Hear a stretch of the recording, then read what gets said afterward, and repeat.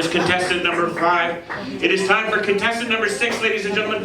This fellow coming up to the stage right now, very funny, very talented. He's a friend of mine. He is actually a graduate of the comedy workshop I was talking about earlier. So this is the amazing things that this workshop can teach you, ladies and gentlemen. You're gonna love them. Make some noise for the incomparable Frank Kerr, everybody. Frank Kerr. Thanks, Joe. So my girlfriend's teenage daughter asked us to guess what her friend Chad has just texted to her.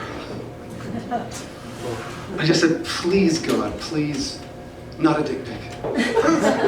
And she rolls her eyes, not in the morning. There are rules for dick pics. Discerning dick documentarians don't display dongs before dusk. In the world of the cock close-up, there's a cocktail hour. Well, it's 5 o'clock, Chad. Why don't you go ahead and jam that phone down your pants? Parenting is extremely frustrating, folks, as is learning golf.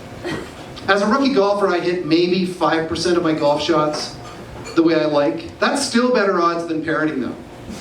And we know this because even parents who hit their kids 100% of the time still report being incredibly frustrated. My own frustrated parents signed me up for Wolf Cubs. Now, Cubs are boys between the ages of 8 and 10 who just can't do sports. I know it's shocking to hear the chiseled slab of manhood you see here tonight was not always so sporty, but I'm afraid it's true, folks. Every gym class for me growing up was as awkward as Justin Trudeau would feel if he were trapped in a chess club for brain surgeons.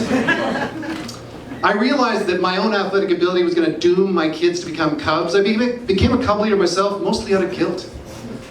The Cub organization does a fantastic job stopping creepy adults from becoming leaders. They've been a lot less successful stopping evil kids from becoming Cubs. Many of these little bastards should have been tasered. So the Cub experience really reinforced something that I've always been very proud of, folks, which is that I am the opposite of a pedophile. I can't fucking stand other people's kids. I'll let that sink in, folks.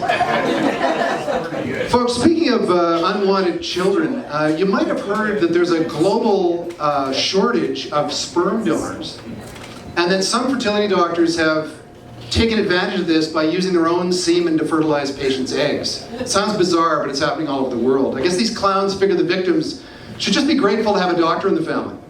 Anyway, one of them got caught, and he's being sued for negligence, breach of trust, and my personal favorite, he's being sued for cavalier use of sperm. Gentlemen, if we're honest, who among us has not occasionally been a little cavalier with our sperm? I think about my own lifetime allocation of baby batter. Apart from the 3 kids, mostly pretty cavalier.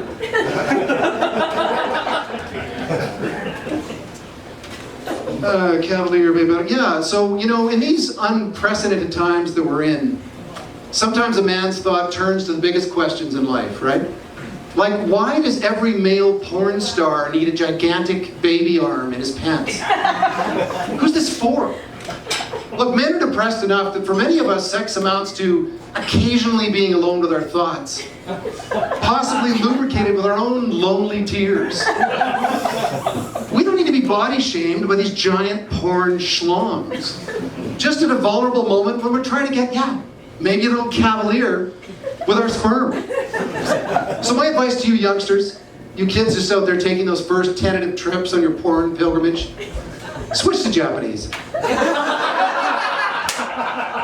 Hear me out, folks. Hear me out. With J-porn, the actresses are really attractive. And the male actors are, how to put this, not intimidating. Speaking of intimidation, you might have heard what happened at the Tim Hortons in Langley, BC. I can reenact it for those who missed it. A woman storms into the Tims demanding to use the washroom, and she's just so rude the staff refuse. So to retaliate, she takes a dump on the floor and flings it at them. True story. Now, fortunately for those who missed it, There is a viral video of Tiger Trixie's testy, turd-tossing tirade at Tim's. When you watch this clip, folks, as I urge you to do, respect this woman's talent. Think about it. In 8 seconds, she extrudes this log. She clips her off like a cigar cutter and just launches the bit. Look, folks, as Calgarians, I know we've all seen pro cowboys achieve a lot less in 8 seconds.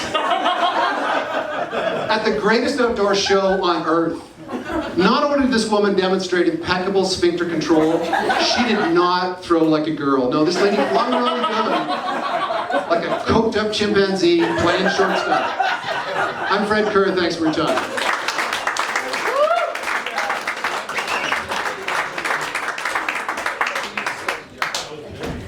Keep it going for Fred Kerr, everybody. Fred Kerr.